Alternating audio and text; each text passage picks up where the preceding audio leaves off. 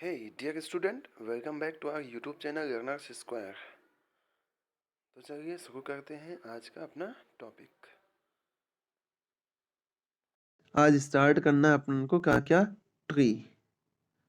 अब ट्री जो है ये सेम आपने जो डेटा स्ट्रक्चर में पढ़ा हुआ है ना उसके जैसा ही ये ट्री है।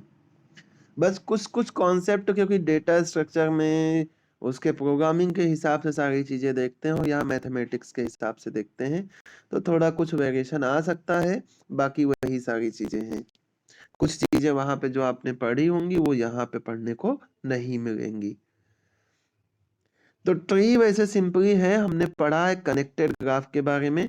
तो ट्री क्या है? एक कनेक्टेड ग्राफ है जिसमें कोई भी सर्किट नहीं होती है।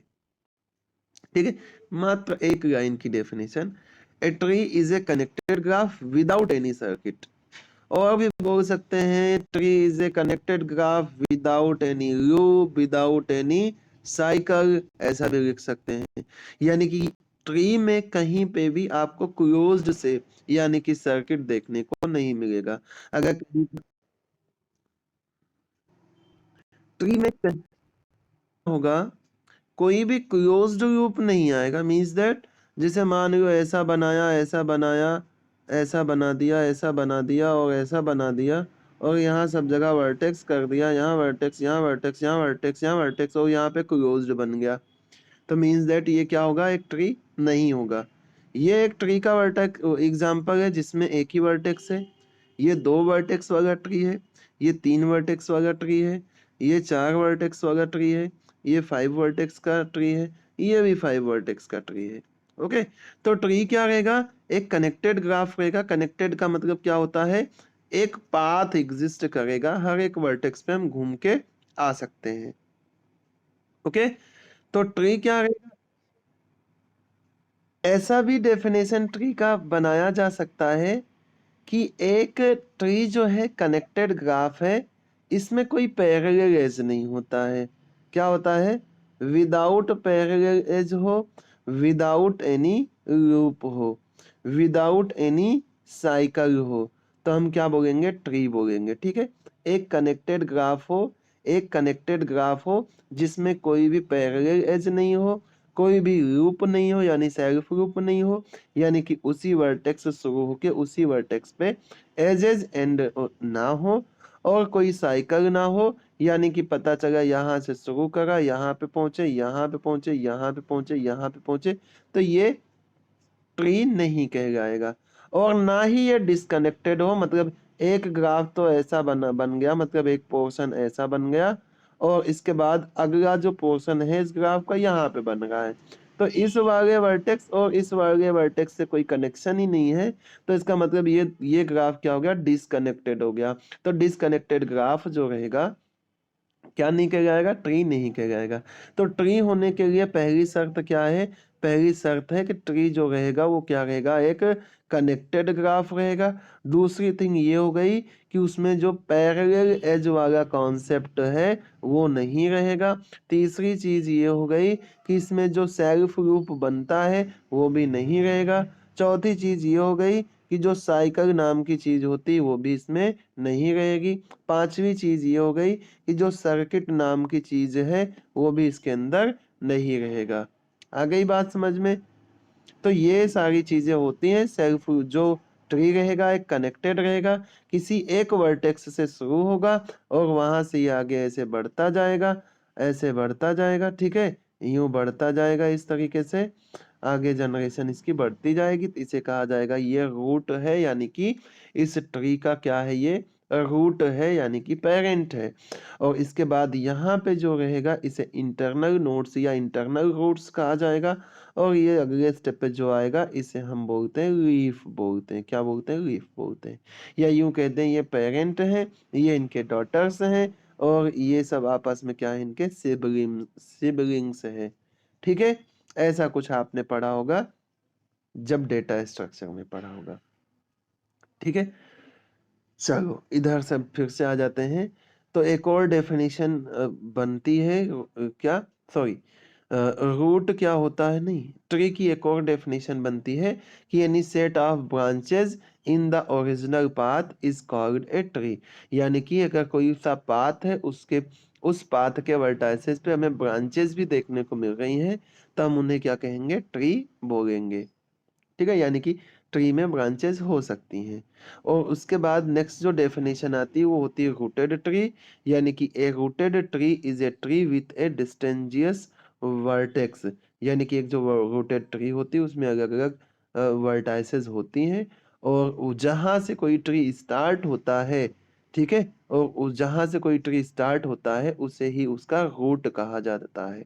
ठीक है, जैसे मान लो ये ट्री है तो इसका रूट ये है, ये रूट है, ये रूट है, ये रूट है। वैसे जनरली ट्री को हम कैसे रिप्रेजेंट करते हैं, यहाँ पे स्टार्ट करते हैं। जनरली जो हम डेली लाइफ में ट्री देखते हैं और यहाँ पे जो ट्री रहता है थोड़ा सा ही डिफरेंस रहता है कि हम जो डेली लाइफ में पढ़ते ट्री, वो इसका रूट यहाँ से स्टार्ट होता है और ये आगे यूं बढ़ता जाता है।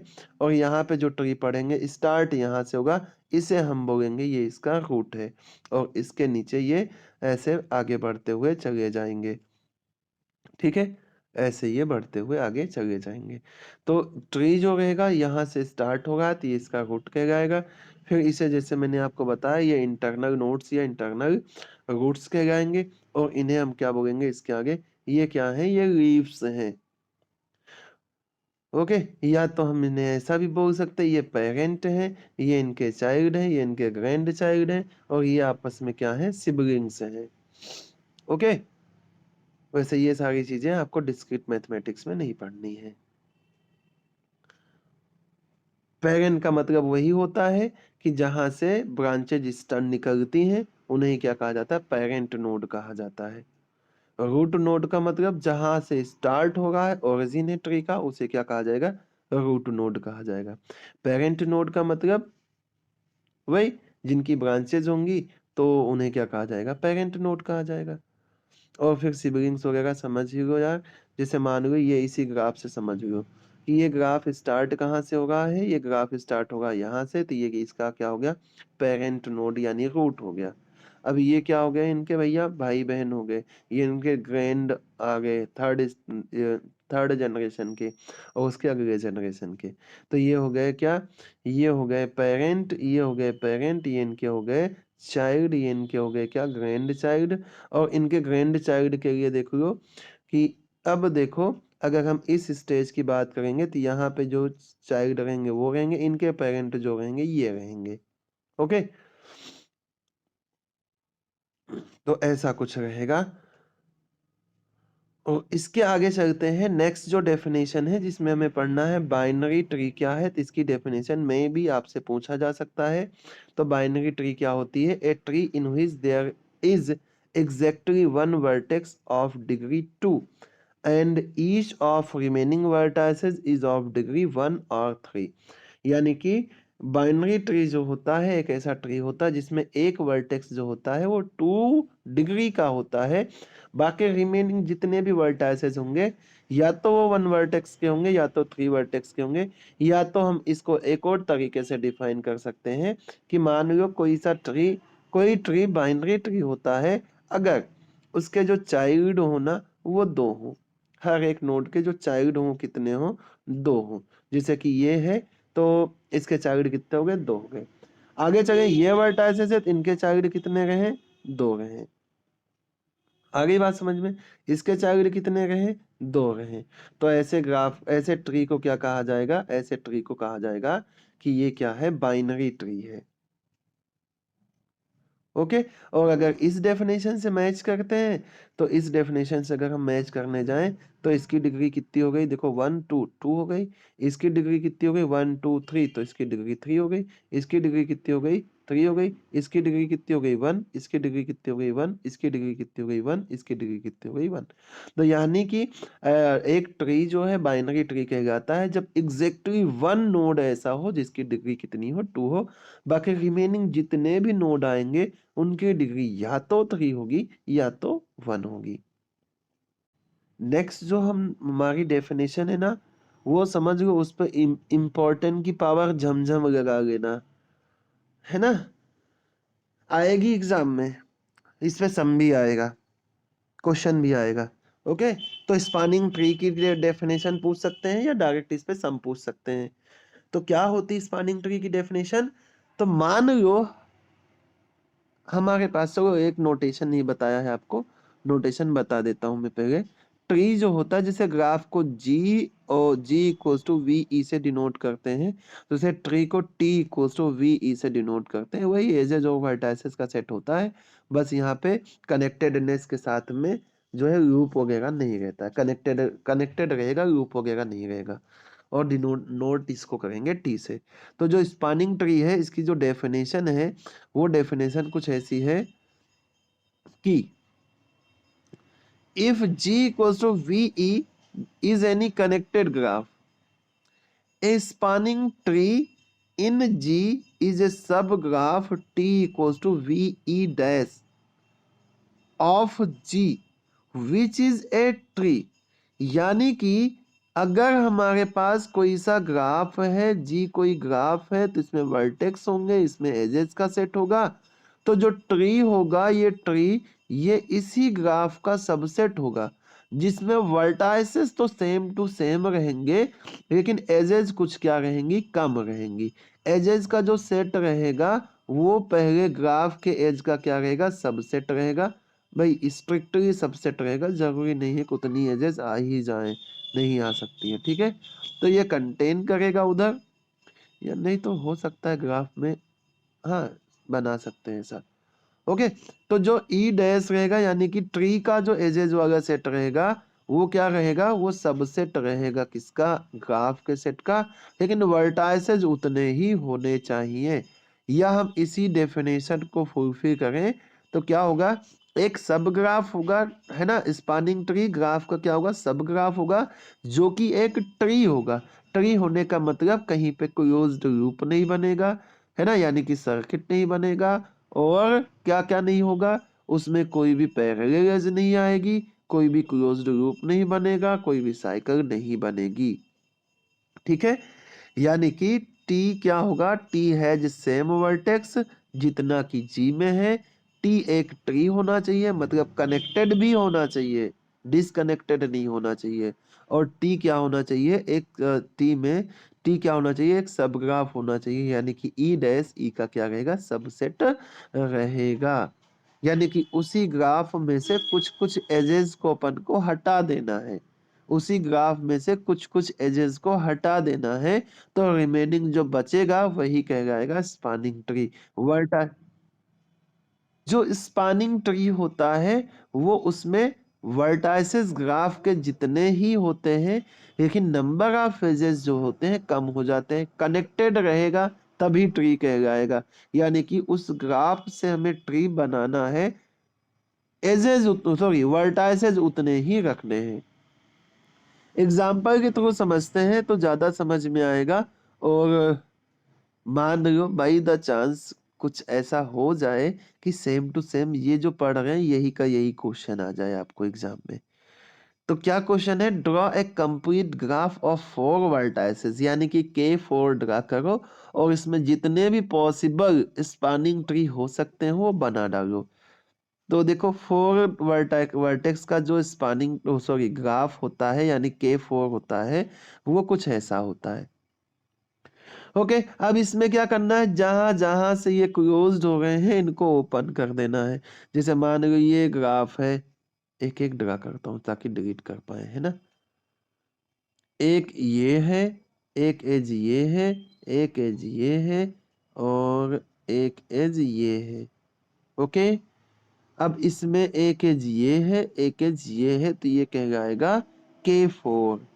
अब इसको स्पानिंग बनाना है तो क्या करना पड़ेगा, जितने जिन जिन से क्लोज होगा उनको हटा दो। देखो पहली फुर्सत में ये हटा दिया, ये हटा दिया, देखो ये ओपन हो गया, है ना। या फिर हम क्या कर दें, ये कर दें, ये ऐसा कुछ है, और इसमें से हमने क्या करा, बाय द चांस मैंने मान लो इस एज को हटा दिया, इस एज को हटा दिया, और इस एज को हटा दिया। अभी भी देखो ये क्या है, चारों वर्टेक्स मिल गए हमें, ये वर्टेक्स, ये वर्टेक्स, ये वर्टेक्स और ये वर्टेक्स। तो ये क्या रहेगा, एक स्पानिंग ट्री हो गया, वर्टेक्स उतने ही है, वर्टेक्स उतने ही हैं, लेकिन नंबर ऑफ एजेस जो है हमने कम कर दिया, ज्यादा तो नहीं करा। ठीक है। और ऐसे ही अगर अपन देखें तो इसी में ये भी एक क्या है, स्पानिंग ट्री है। इसी का देखो सारे वर्टाइसेस हैं, एजेस कम कर दिए, ये भी स्पानिंग ट्री है, और ये भी स्पानिंग ट्री है, ये भी स्पानिंग ट्री है इसका, ये भी स्पानिंग ट्री है, ये भी स्पानिंग ट्री, ये भी है, ये भी है, ये भी है, ये भी है, और ये भी है। नेक्स्ट जो डेफिनेशन हम पढ़ने वाले हैं वो पढ़ने वाले हैं हम क्या, मिनिमली कनेक्टेड ग्राफ। तो मिनिमली कनेक्टेड ग्राफ का मतलब होता है a connected graph is said to be minimally connected if removal of any one edge it from it disconnected the graph. मतलब मिनिमली कनेक्टेड ग्राफ एक ऐसा ग्राफ रहेगा कि हर एक वर्टाइसिस के बीच में केवल और केवल एक ही एज रहेगा। मतलब जैसे ही कोई सा भी एक एज अपन हटाते हैं वो डिस्कनेक्टेड हो जाए। जैसे कि ये एग्जांपल दिया हुआ है, इसमें हम कोई सा भी एक वर्टेक्स हटा दें, इसमें कोई सा भी एक वर्टेक्स हटा दे, चाहे इसको हटा दे, चाहे इसको हटा दे, एज हटा दे, चाहे इस एज को हटा दे, चाहे इस एज को हटा दे, चाहे इस एज को हटा दे, चाहे इस एज को हटा दे, ये डिस्कनेक्टेड हो जाएगा। तो हम क्या बोलेंगे, मिनिमली कनेक्टेड ग्राफ बोलेंगे ऐसे ग्राफ को, ऐसे ट्री को। और देन अगली जो डेफिनेशन आती है वो है मिनिमल स्पानिंग ट्री। तो मिनिमल स्पानिंग ट्री का मतलब होता है कि मान लो जी हमारे पास कोई सा वेटेड ग्राफ है, अब इससे हम एक स्पानिंग ट्री पता करें, इस ग्राफ से एक स्पानिंग ट्री पता करें जिसका वेट मिनिमम हो, यानी कि जिसकी वैल्यू मिनिमम आ जाए, तो ऐसे स्पानिंग ट्री को क्या बोलेंगे, मिनिमल स्पानिंग ट्री बोलेंगे। अब देखो सॉरी स्पानिंग ट्री होने के लिए क्या है, उतने सारे वर्टेक्स होने चाहिए जितने ग्राफ में हो। ओके। उसके साथ साथ मिनिमल का मतलब क्या हुआ, वेट उसका सबसे कम हो। यानी कि जो मिनिमल स्पानिंग ट्री होगा उसमें दो दो चीजें रहेंगी। पहली थिंग ये कि जितने वर्टाइसेस ग्राफ में उतने वर्टाइसेस होने चाहिए, और दूसरी थिंग ये कि उनका वेट क्या होना चाहिए, मिनिमल होना चाहिए। तो उसे कहा जाएगा मिनिमल स्पानिंग ट्री। अब मिनिमल स्पानिंग ट्री पता करने के लिए दो एल्गोरिदम अपने पास है, एक क्रस्कल्स एल्गोरिदम है, एक प्रिज्म एल्गोरिदम है। तो इन दोनों एल्गोरिदम को मैं सम की हेल्प से ही समझा देता हूँ आपको। ठीक है, एल्गोरिदम नहीं लिखाता हूँ, डायरेक्ट सम कैसे, मतलब कैसे इससे सॉल्व करेंगे, कैसे मिनिमल स्पैनिंग ट्री बनाएंगे, वो कर लेते हैं। क्योंकि डायरेक्ट आपको जो क्वेश्चन आएगा वो ऐसा ही कुछ एक ग्राफ दे देंगे और कहेंगे इसका पता करो मिनिमल स्पैनिंग ट्री क्या होगा। ठीक है। तो इसी ग्राफ का क्रस्कल एल्गोरिदम से मिनिमल स्पैनिंग ट्री पता करने की कोशिश करते हैं। क्रस्कल एल्गोरिथम की हेल्प से सम सॉल्व करने की कोशिश करते हैं। ओके। तो देखो मान लीजिए कि हमारे पास जो ग्राफ है वो यही ग्राफ है, ये दिया हुआ है। इस ग्राफ से हमें बनाना है क्या, एक minimal spanning tree by using Kruskal algorithm. Okay. तो फर्स्ट हमारा वर्क क्या रहेगा, सबसे पहले हम क्या करेंगे, ऐसे एजेस लिख देंगे, ऐसे वेट लिख देंगे। तो जिस जिस एज जो जो एजेस है उनका नाम ऐसे यहाँ पे लिख देंगे इंक्रीजिंग ऑर्डर में, यानी कि सबसे पहले सबसे कम वेट वाला एज लिखना है, उसके बाद उससे ज्यादा वेट वाला लिखना, फिर उससे ज्यादा वेट वाला लिखना है। ठीक है। फर्स्ट वर्क ये करेंगे, है ना। एजेस लिख दिया असेंडिंग ऑर्डर में, जैसे सबसे कम वेट वाला जो एज है वो बी सी है, तो बी सी का वेट हमने बना दिया 1। फिर अगला सी ई है, इसका भी वेट है 1। इसके बाद सी डी है, इसका वेट है 2। इसके बाद बी ए है, इसका वेट है 3। ई डी है, इसका वेट है 3। ए डी है, इसका वेट है 4। बी ई है, इसका वेट है 4। ठीक है, ये अपन ने कर दिया।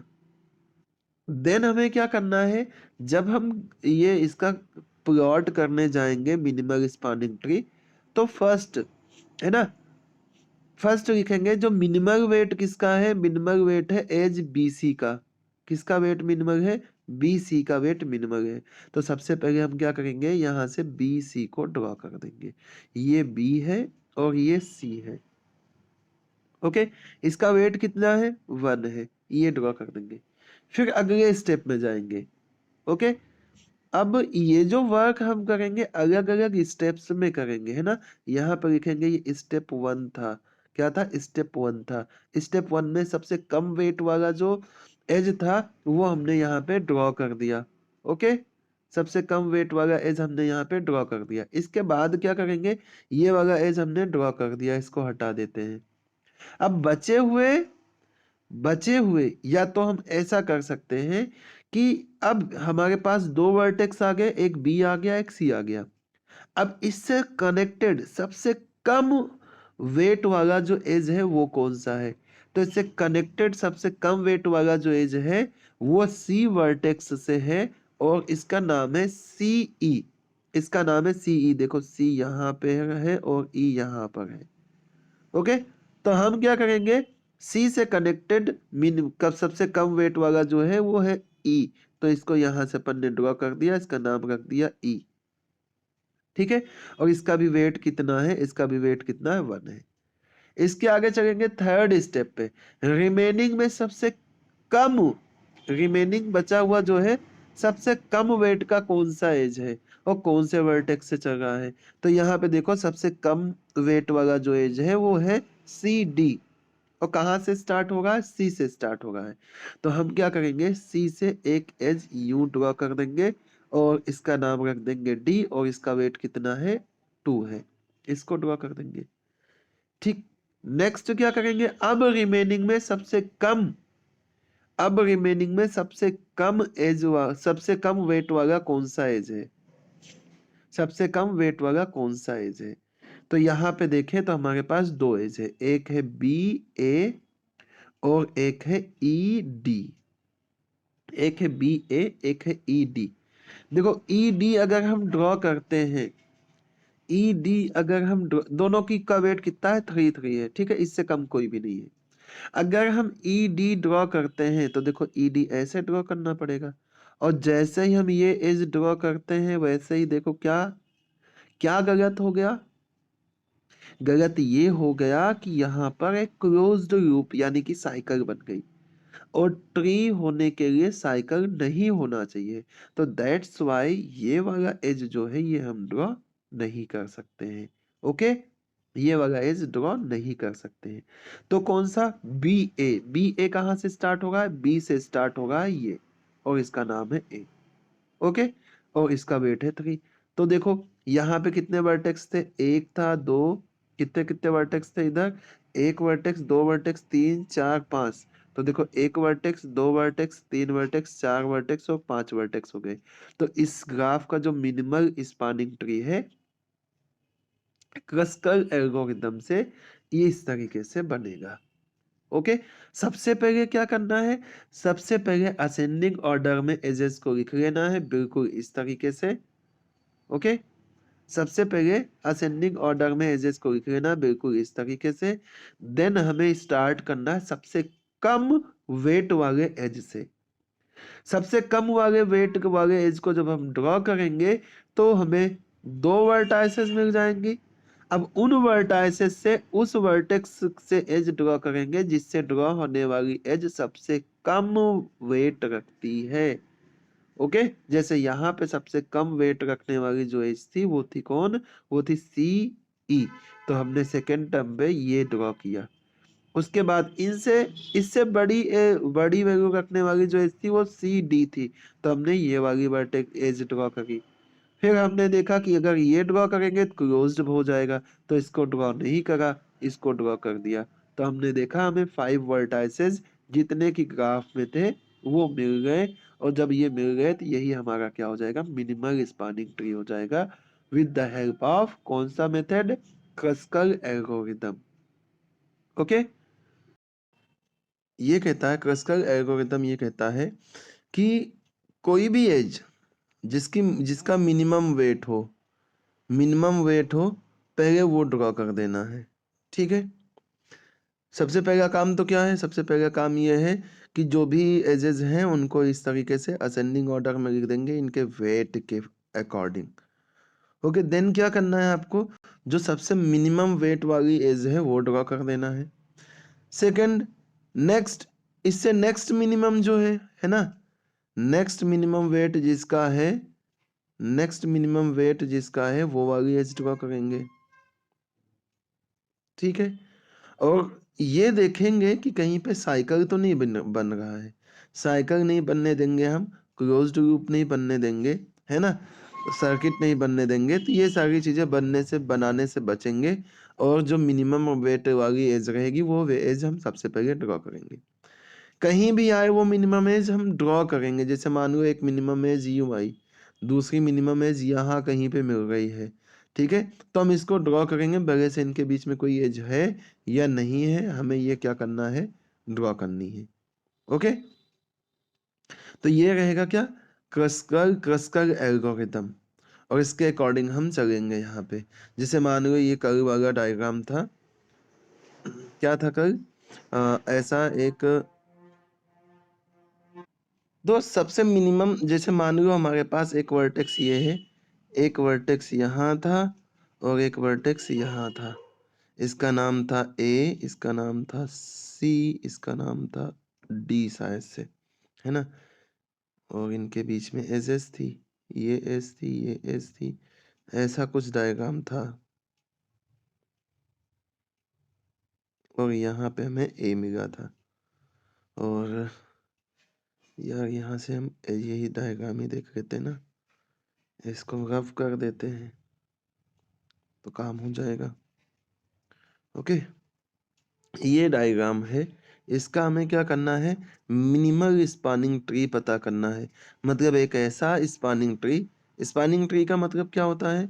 स्पानिंग ट्री का मतलब होता है कि जितने ग्राफ में वर्टाइसेस है उतने वर्टाइसेस हों, एजेस कम हो, और ट्री का मतलब होता है कहीं पे भी लूप ना बने। ओके, ये है आपका डायग्राम। और इसका मतलब ये है ग्राफ, ये है ग्राफ, और इसका हमें बनाना है मिनिमल स्पानिंग ट्री। तो क्रिस्कल एल्गोरिदम के अकॉर्डिंग सबसे मिनिमम जो रहेगा उसको हम सबसे पहले ड्रॉ कर देंगे। तो सबसे मिनिमम कौन है? देखो, बी से सी और सी से ई। तो हमने पहले क्या करा? बी से सी ड्रॉ कर दिया और सी से ई ड्रॉ कर दिया, क्योंकि इसकी भी कॉस्ट 1 है, इसकी भी कॉस्ट है 1 है। अब सबसे कम कास्ट वाला नेक्स्ट जो बना वो बचा सी डी। तो हमने, ये सी है, ये बी है, ये ई है। अब यहाँ से सी डी निकलेगा, तो हमने यहाँ से सी डी ड्रॉ कर दिया, क्योंकि इसकी मिनिमम, नेक्स्ट मिनिमम कौन था? 2 था। अब नेक्स्ट मिनिमम जो है कौन कौन है?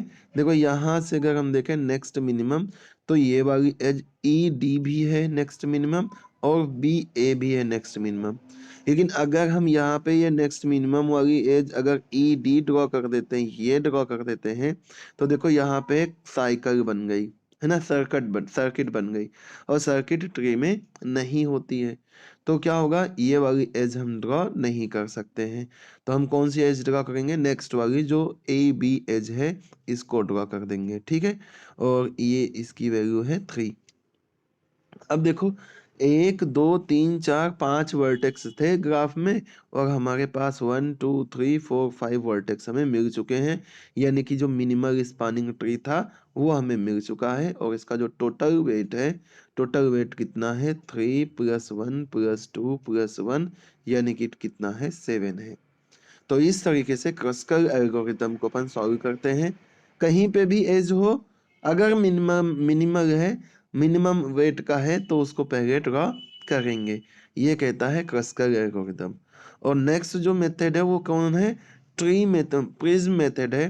प्रिज्म मेथड ये कहता है कि हमें कौन सी एज ड्रॉ करनी है? जो प्रिज्म है उसमें भी हमें करना यही है।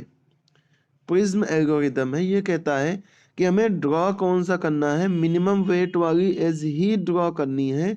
लेकिन जब हम नेक्स्ट स्टेप पे जाएंगे तो हम अभी तक जितने, जो भी हमने वर्टेक्स ड्रॉ करे हैं, उस वर्टेक्स से कनेक्टेड जो मिनिमम रहेगा उसे पहले ड्रॉ करेंगे। ठीक है। जैसे यहाँ पे प्रिज्म साहब कहते हैं, सॉरी, जो क्रस्कल एल्गोरिथम है इसमें कहते हैं कि हम पहले मतलब जिसका वेट मिनिमम है उसको हम ड्रॉ करेंगे, भले से पहले वाली एज से, पहले वाले वर्टेक्स से कनेक्शन है या नहीं है। लेकिन प्रिज्म एल्गोरिदम में ये कहा जाता है कि हम मिनिमम को ड्रॉ करेंगे, साथ साथ ये बात भी ध्यान रखेंगे कि अभी तक जो हमने वर्टेक्स ड्रॉ करी है उससे इसका कनेक्शन भी होना चाहिए। ओके, उससे इसका कनेक्शन भी होना चाहिए। तो जैसे कि मान लो हमारे पास ये जो ग्राफ दिख रहा है यही ग्राफ है, इसको हमें प्रिज्म एल्गोरिदम के अकॉर्डिंग ड्रॉ करनी है। तो देखो सबसे मिनिमम वर्टेक्स वैल्यू कहाँ पे है? सबसे मिनिमम वैल्यू ये है V4 से लेके V2 तक के लिए। इसका मिनिमम कितना है? 1 है। तो सबसे पहले हम ये ड्रॉ कर देंगे, बोलेंगे ये वाला वर्टेक्स कौन है? ये वाला वर्टेक्स V4 है और ये वाला वर्टेक्स कौन है? V2 है। क्यों ड्रॉ करा? क्योंकि इसका मिनिमम कौन है? 1 है। अब हम देखेंगे इससे मिनिमम कौन कौन से एजेस कनेक्टेड हैं। तो इससे कौन कौन सी एजेस कनेक्टेड है? जैसे V2 की बात करें तो 4 कनेक्टेड है, 2 कनेक्टेड है। ओके, V4 की बात करें तो 2 कनेक्टेड है, 3 कनेक्टेड है और कौन कनेक्टेड है? 3 कनेक्टेड है। तो इन सभी में मिनिमम कौन है? 2 है। मिनिमम कौन है? 2 है, जो कि कहाँ से है? एक 2 ड्रॉ है कहाँ से? एक 2 ड्रॉ है V2 से, यानी कि ये वाला वर्टेक्स। ठीक है, इसका नाम है V3। और दूसरा कनेक्टेड कौन है? V4 से, यहाँ से। और इसकी वैल्यू कितनी है? इसकी वैल्यू भी 2 ही है, लेकिन इससे जो वर्टेक्स मिलेगा वो कौन है? V5 है। तो इसकी वैल्यू 2, इसकी वैल्यू भी कितनी? 2 है। अब इन सभी में से नेक्स्ट मिनिमम कौन सा कनेक्टेड है? तो नेक्स्ट मिनिमम देखें अगर अपन, तो देखो V2 से V3 है ये। ओके, अगर नेक्स्ट हम देखें तो क्या मिलेगा हमें? देखो V2 से कनेक्टेड है 2 4, V4 से कनेक्टेड है कौन सा? ये 3 कनेक्टेड है, ये 3 कनेक्टेड है और ये 2 कनेक्टेड है। तो ये 2 तो हमने ये ड्रॉ कर दिया V5। अब V5 से देखो एक 5 वाली एज है, एक 3 वाली एज है। लेकिन अगर हम 3 वाली एज को ड्रॉ करते हैं, है ना, यानी कि अगर मान लो V2 से V5 वाली एज ड्रॉ करेंगे, देखो यहाँ पे एक क्लोज लूप बन जाएगा जो कि हम ड्रॉ नहीं कर सकते हैं, इसलिए ये वाली एज ड्रॉ नहीं करेंगे। नेक्स्ट V4 से एक एज गया हुआ V1 के लिए, इसकी वैल्यू 3 है, और एक गया हुआ V3 से V1 के लिए। तो कोई सा भी एक ड्रॉ कर देते हैं, जैसे मान लो हमने V3 से V1 ड्रॉ कर दिया ये, और इसकी वैल्यू कितनी है? इसकी वैल्यू है 3। तो मेरे हिसाब से 1 2 3 4 5, तो 1 2 3 4 5 वर्टाइसेस हमें मिल गए। तो ये मिनिमल स्पैनिंग ट्री हो जाएगा। हम चाहें तो ये वाली एज की जगह पे ये वाली एज ड्रॉ कर दें और कह दें अब ये मिनिमल स्पैनिंग ट्री हो गया, क्योंकि इसकी वैल्यू भी कितनी है? इसकी वैल्यू भी 3 है। ओके, तो ये मिनिमल स्पैनिंग ट्री हो जाएगा। तो हमें बस ध्यान ये रखना है कि जो भी हमें ग्राफ दिया हुआ है उस ग्राफ में मिनिमल अपन को लेना है, साथ साथ में जो वर्टेक्स हमने ड्रॉ कर दी है उस वर्टेक्स से कनेक्टेड मिनिमल एज हम ड्रॉ करेंगे। जैसे मान लो यही वाला ग्राफ है, ठीक है, ये वाला ग्राफ है, इसको प्रिज्म एल्गोरिदम के हिसाब से सॉल्व करना है। प्रिज्म एल्गोरिदम के हिसाब से सॉल्व करना है, तो कैसे सॉल्व करेंगे? तो यहाँ पे देखो सबसे मिनिमल कौन है? BC है, 1 है। तो सबसे पहले हमने BC ड्रॉ कर दिया, ये B है, ये C है, इसकी वैल्यू 1 है। अब B और C से कनेक्टेड कौन कौन है? देखो B से कनेक्टेड है 3, B से कनेक्टेड है 4, C से कनेक्टेड है 1 और C से कनेक्टेड है 2। तो इन सभी में मिनिमम कौन है? 1 मिनिमम है। तो हम पहले 1 को ड्रॉ करेंगे, कहेंगे ये वाला E है। इसके बाद अब इन सबसे मिनिमम कौन कौन है कनेक्टेड?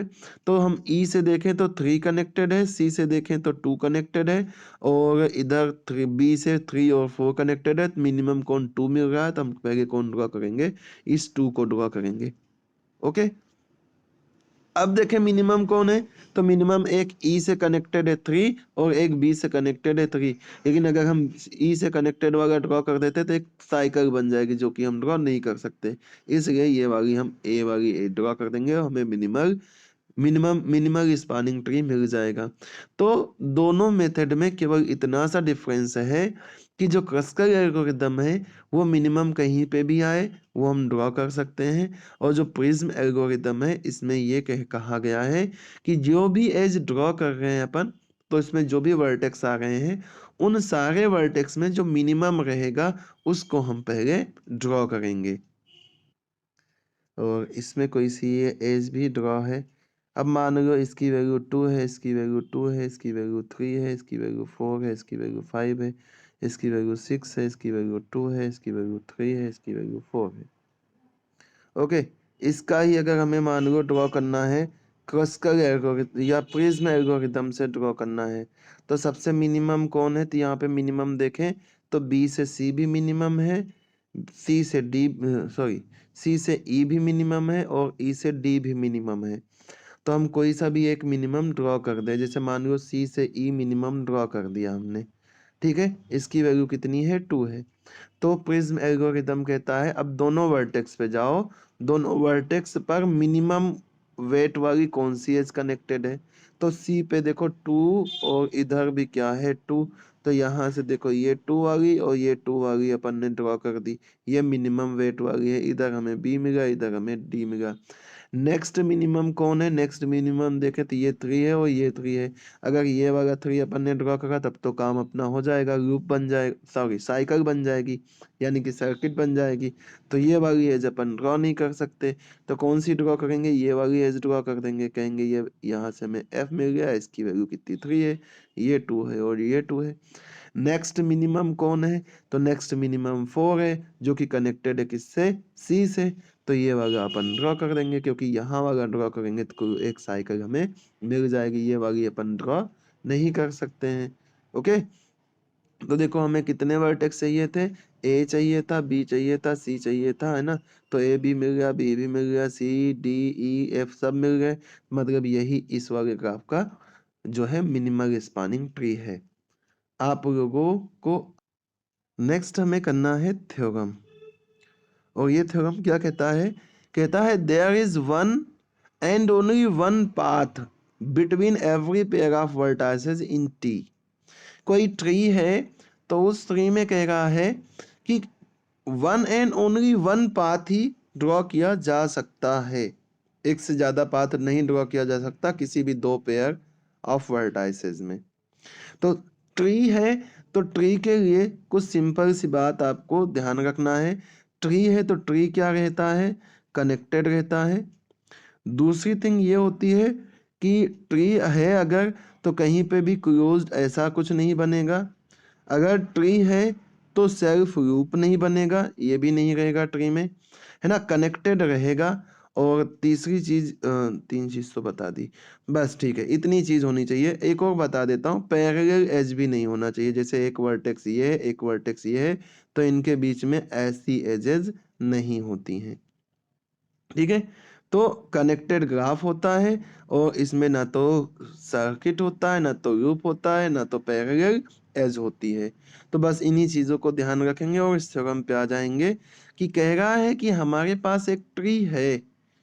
ट्री है तो हमसे कह रहा है one and only one, one and only one path, कोई भी दो वर्टेक्स पे जाने के लिए एक और केवल एक ही पाथ आपके पास एग्जिस्ट करेगा। अगर आप दूसरा पाथ कहीं से बनाओगे तो आप देखो आपको एक सर्किट मिल गई, है ना। दूसरा पाथ आपने बनाया तो क्या मिल गया? सर्किट मिल गया। और सर्किट जो है वो ट्री में पॉसिबल नहीं है, सर्किट ट्री में पॉसिबल नहीं है। अगर वो ट्री है तो ये तीन चीजें नहीं हो सकती हैं। लेकिन हमने कहा, हमने बस इसी इसी के बेसिस पे बोल दिया कि मान लो ये ट्री क्या है? कनेक्टेड है।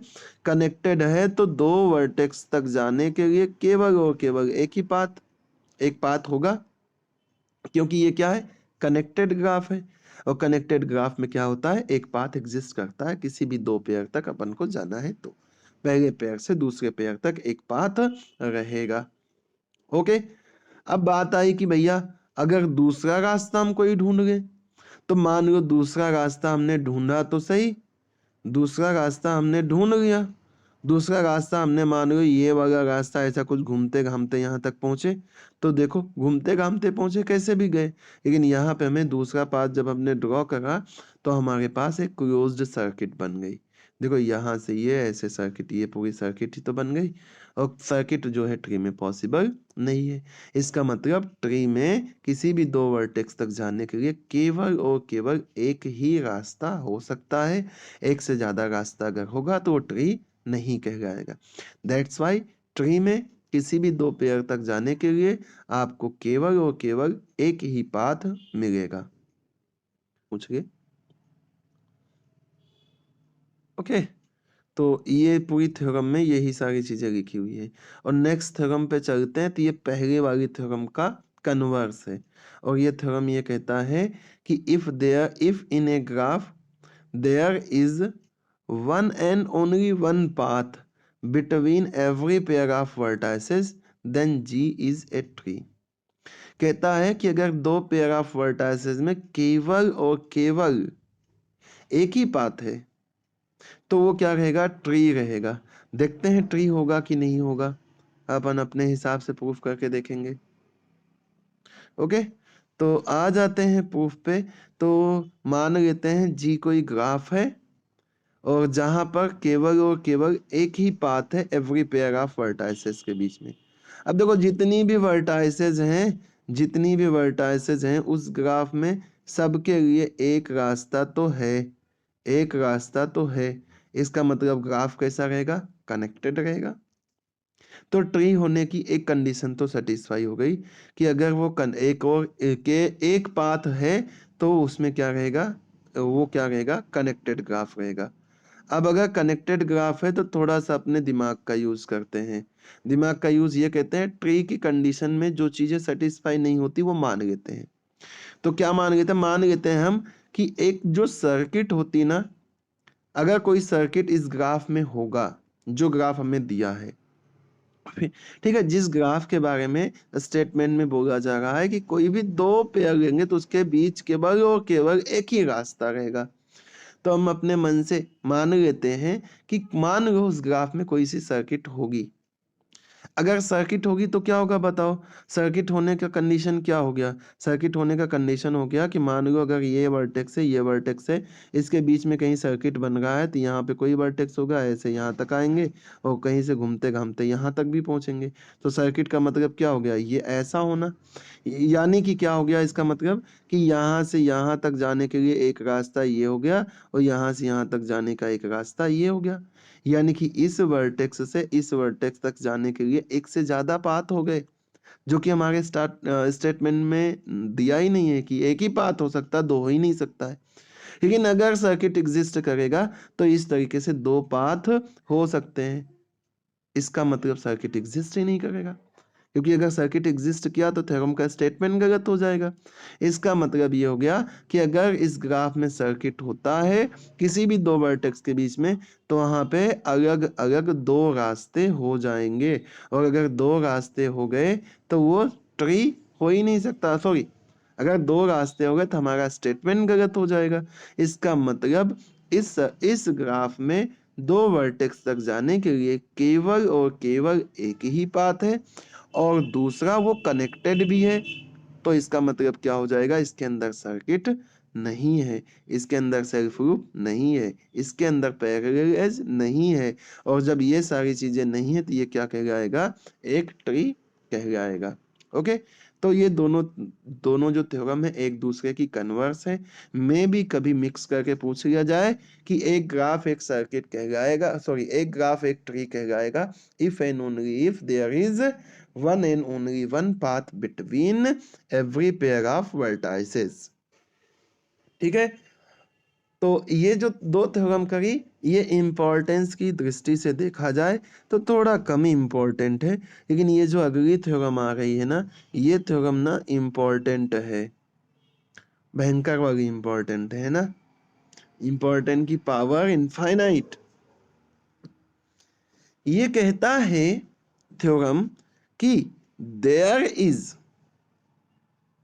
sorry, a tree with n vertices has n minus 1 edges। जितनी vertices हैं उससे एक कम एज यहाँ पर होगी किसी भी ट्री में। जितने वर्टाइसेस हैं उससे एक कम एज। ओके, ये हमें प्रूफ करके बताना है। तो ये जो थ्योरम है, इस थ्योरम को मैथमेटिकल इंडक्शन मेथड से प्रूफ करेंगे। कौन सा मेथड यूज करेंगे? मैथमेटिकल इंडक्शन, गणितीय आगमन विधि। और उसकी हेल्प से प्रूफ करके बताएंगे कि इसमें जो है n वर्टाइसेस हैं तो n-1 एज होंगी। वो कि अगर n वर्टाइसेस रहेंगी, है ना, n वर्टाइसेस रहेंगी तो n-1 एजेस होंगी।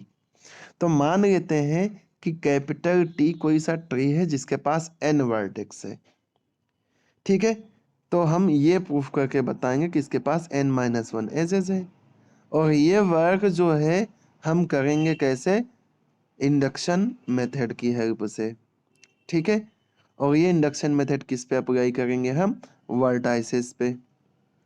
तो मान लेते हैं t इक्वल्स टू वी कोई ग्राफ है, कोई ट्री है।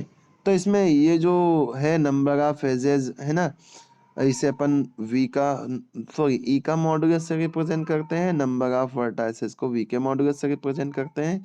यानी कि कुल मिला करके हमें ये प्रूफ करना है। ठीक है, तो हम पहले ये गेट कर लेते हैं कि अगर हमारे पास वर्टाइसेस 1 हो, अगर 1 वर्टेक्स है, 1 वर्टेक्स है, तो यहाँ से एज ड्रॉ करके बताओ। ये तो ड्रॉ नहीं कर सकते क्योंकि ट्री में सेल्फ लूप नहीं होता है। दूसरा कोई एज नहीं है जहां तक ड्रॉ करके ले जा सको। मीन्स दैट कि एजेस कितनी रहेंगी? 0 रहेंगी। एक वर्टेक्स है तो एक से कम, यानी कि 0 एजेस होंगी। ठीक है, since a tree has no loop, क्योंकि ट्री के पास कोई भी लूप या सर्किट नहीं होती है। अब n की वैल्यू अगर हम 1 लेते हैं तो हमारे थ्योरम का स्टेटमेंट क्या होता है? ट्रू रहता है कि नंबर ऑफ एजेस अगर n है तो नंबर ऑफ वर्टाइसेस n है तो एजेस कितनी रहेंगी? कितनी रहेंगी? 0 रहेंगी। तो ये यहाँ पे रखो, वर्टेक्स 1 है, ये 1 है, एजेस 0 है, तो यहाँ पे इक्वल टू आ जाएगा, है ना। तो ये हो गया प्रूफ n इक्वल्स टू 1 के लिए। अब n इक्वल्स टू मान लो 2 ले लेते हैं अपन, n इक्वल्स टू 2 ले लेते हैं तो एक एज यहाँ, एक वर्टेक्स यहाँ पे, एक वर्टेक्स यहाँ पे, यहाँ से यहाँ तक एक एज रहेगी। यानी कि 2 वर्टेक्स है तो एक एज आएगी। यानी कि n की वैल्यू हमने 2 ली तो हमारे पास एजेस कितनी आई? 1 आई। Means that n equals to 2 के लिए भी ये थ्योरम, ये स्टेटमेंट ट्रू है। ओके, नेक्स्ट चलते हैं, n की वैल्यू 3 ले लेते हैं। n की वैल्यू 3 ले ली तो ये बनेगा, है ना, 2 एजेस, 3 वर्टाइसेस और 2 एजेस। यानी कि n इक्वल्स टू 3 लेते हैं तो एजेस कितनी होती है? 2 होती हैं। मीन्स दैट ये थ्योरम n इक्वल्स टू 3 के लिए भी ट्रू है। इनका डायग्राम ऐसा अपन ड्रॉ करके भी बता सकते हैं। ठीक है, अब हम क्या करते हैं? अब हम मान लेते हैं कि ये जो थ्योरम है, ये जो थ्योरम है, let this statement 1, mathematical induction ये कहता है ना, n इक्वल्स टू 1 के लिए ट्रू कर दो, 2 के लिए ट्रू कर दो, n इक्वल्स टू m के लिए मान लो। तो मान लेते हैं n इक्वल्स टू m के लिए, जहाँ पे m लेस देन n है, इतने सारे वर्टेक्स के लिए ये थ्योरम जो है, ये स्टेटमेंट जो है, ये ट्रू है। ठीक है, तो फाइनली हम क्या करते हैं? एक n वर्टाइसेस वाली ट्री मान लेते हैं कि मान लिया एक ट्री है जिसमें n वर्टाइसेस हैं। And let the edge ek join the vertex vi and vj। मान लेते कोई e के एज है जो वर्टेक्स vi और vj को कंटेन करता है, कनेक्ट करता है। ठीक है, अब चूंकि ये एक ट्री है, अगर ये एक ट्री है तो vi से vj के लिए केवल और केवल एक ही पाथ रहेगा according to the theorem 1। Theorem 1 क्या कहता है? अगर ट्री है तो 2 वर्टेक्स के बीच में केवल और केवल एक ही पाथ होगा। और हमने कहा कि वी आई से वी जे को ज्वाइन करने के लिए एक एज एग्जिस्ट करता है और इस एज का नाम है ई के। ठीक है, यानी कि वी आई से वी जे के लिए केवल और केवल एक ही पाथ रहेगा जिसका नाम है ई के। इसके अलावा कुछ भी नहीं रहेगा। अगर कुछ भी नहीं रहेगा तो मीन्स दैट अगर इसमें से ई के वाली एज को अपन डिलीट कर देते हैं तो बचा हुआ जो ग्राफ रहेगा, मतलब जो ग्राफ रहेगा वो डिस्कनेक्ट हो जाएगा। ठीक है, जो ग्राफ रहेगा वो क्या हो जाएगा? डिस्कनेक्ट हो जाएगा। डायग्राम नहीं बना है, तो मान लेते हैं जो ग्राफ है वो ऐसा है, ये मान लो ये एक एज है जिसका नाम है वी आई, इस एज का नाम है वी जे, और यहाँ पे ई के एज है, ठीक है। और यहाँ से ये ट्री ऐसा बना हुआ है, मान लो ये ट्री है, ये ट्री है, और इधर भी ट्री है,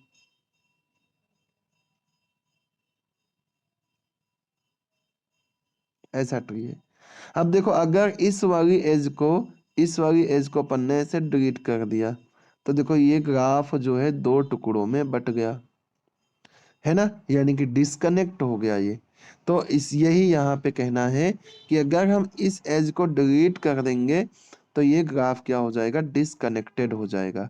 आल्सो टी ई एंड ई के, टी ई माइनस ई के, मतलब जो हमारा ट्री है उसमें से ई के नाम की एज को हटा दें तो इसके पास दो कंपोनेंट हो जाएंगे ग्राफ के, दो कंपोनेंट हो जाएंगे। चूंकि यहाँ पे कोई सर्किट है नहीं तो यहाँ पे जो रहेगा each component is a tree, यानी कि क्या रहेगा, हर एक कंपोनेंट एक ट्री रहेगा। Both these have fewer than N vertices, और इन दोनों के पास जो रहेंगे वर्टाइसेस कितने रहेंगे, एन से कम रहेंगे। जैसे देखो ये है, इनके बीच में मान लेते हैं ये वाली एज थी, लेकिन इस एज को जब ये एज थी तो नंबर ऑफ वर्टेक्स कितने थे, एन थे। हमने इस एज को क्या कर दिया, डिलीट कर दिया, डिलीट कर दिया तब क्या होगा, ये जो है ये इतना, अरे यार ये इतना जो है इसके पास n से कम वर्टेक्स रहेंगे, ये इतना जो है इनके पास भी n से कम वर्टेक्स रहेंगे। और हमने मैथमेटिकल इंडक्शन मेथड के हिसाब से m लेस देन n के लिए हमने ये माना है कि ये स्टेटमेंट ट्रू है। तो इसका मतलब ये जो ग्राफ है इसके पास भी लेस देन n वर्टाइसेस है, इसके पास भी लेस देन n वर्टाइसेस है, यानी कि ये स्टेटमेंट इसके लिए भी ट्रू होगा और इसके लिए भी ट्रू होगा। ओके, दोनों के लिए स्टेटमेंट ट्रू होगा क्योंकि इनके पास क्या है, n से कम एजेस हैं, और इनके लिए अगर ये ट्रू रहेगा तो मैथमेटिकल इंडक्शन के कारण से ये ट्रू होगा। और हम कहेंगे कि मान लो कि t माइनस ए के जो है इसके पास n माइनस टू एजेस होंगी। जिसे अपने समझने के लिए मान लें, अपने समझने के लिए अपन मान लें कि जो पहला वाला ग्राफ है, पहला वाला जो ट्री है, ठीक है, इन दोनों में इसके पास जो है के जो है वर्टाइसेस बचे, और इसके पास कितने बचे, m वर्टाइसेस मिले, ठीक है। जहां पे हम k प्लस m करेंगे तो टोटल हमारे पास n वर्टेक्स मिल जाएगा, जो कि इस ट्री में स्टार्टिंग में था। जब जब ये वाली एज, इसको अपन ऐसा ड्रॉ कर देते हैं, जब ये वाली एज जुड़ी हुई थी, दिखेगा ही नहीं, चलो यहाँ से ऐसा, जब ये वाली एज जुड़ी हुई थी तब इसके पास कितने n वर्टेक्स थे। इस एज को हमने डिलीट करा तो मान लो इसके पास k वर्टेक्स आए, इसके पास m वर्टेक्स आए, और दोनों को मिला के हमें क्या मिलेगा, n तो मिलेगा ही। अब अगर यहाँ से देखें तो k भी लेस देन n होगा और m भी लेस देन n होगा, और मैथमेटिकल इंडक्शन मेथड के हिसाब से n से कम वर्टाइसेस के लिए थ्योरम होल्ड करता है, यानी कि इसके पास कितनी एजेज होगी, इसके पास जो एजेज होंगी वो होंगी k माइनस वन, और इसके पास जो एजेज होंगी वो क्या होगी, m माइनस वन होगी। यानी कि टोटल एजेस कितनी हो गई अपने पास, टोटल एजेस हो गई k माइनस वन प्लस में m माइनस में वन, यानी कि कितनी आ गई, k प्लस m माइनस में टू, यानी कि कितनी आ गई, n माइनस टू एजेस आ गई जब ये अलग अलग है। अब फिर हमने क्या करा, इस एज को अगर हम जोड़ के रखेंगे तो कितनी होगी, एक एज बढ़ जाएगी, इसमें एक एज बढ़ा दो तो वन में से टू गया, कितना बचेगा, माइनस का वन, तो यानी कि n माइनस वन एज रहेंगी। यानी कि फाइनली हमने ये प्रूफ कर दिया कि अगर n वर्टाइसेस है तो n माइनस वन एज होंगी। नेक्स्ट डेफिनेशन है हमारी rank and nullity of a graph. तो मान लो G इक्वल्स टू वी, हमारे पास कोई ग्राफ है जहां पर नंबर ऑफ वर्टाइसेस n है और नंबर ऑफ एजेस e से रिप्रेजेंट किया है हमने, और इसको मान लिया हमने कि एक और चीज मान ली इसमें, नंबर ऑफ कंपोनेंट कितने हैं, k कंपोनेंट है। ठीक है, अगर नंबर ऑफ कंपोनेंट k है तो क्या बोलेंगे हम कि इसका जो रैंक है वो n माइनस k होगा, यानी कि number of branches in any spanning tree, यानी कि उस ग्राफ का स्पानिंग ट्री अपन बनाते हैं तो जितने एजेस रहेंगी उसे उसका क्या कहा जाएगा, रैंक कहा जाएगा। ठीक है, और नलिटी का मतलब होगा नंबर ऑफ एजेस में से n को माइनस कर दो, सॉरी, और नलिटी का मतलब होगा कि नंबर ऑफ एजेस में से नंबर ऑफ वर्टाइसेस को माइनस कर दो और 1 प्लस कर दो तो हमें उस ग्राफ की नलिटी मिल जाएगी। रैंक का मतलब होगा स्पाइनिंग ट्री में कितनी एजेस हैं या कितनी ब्रांचेस हैं, और नलिटी का मतलब होगा कि हम एजेस में से नंबर ऑफ वर्टाइसेस को माइनस कर दो और 1 प्लस कर दो तो क्या मिल जाएगा, नलिटी मिल जाएगा। ओके।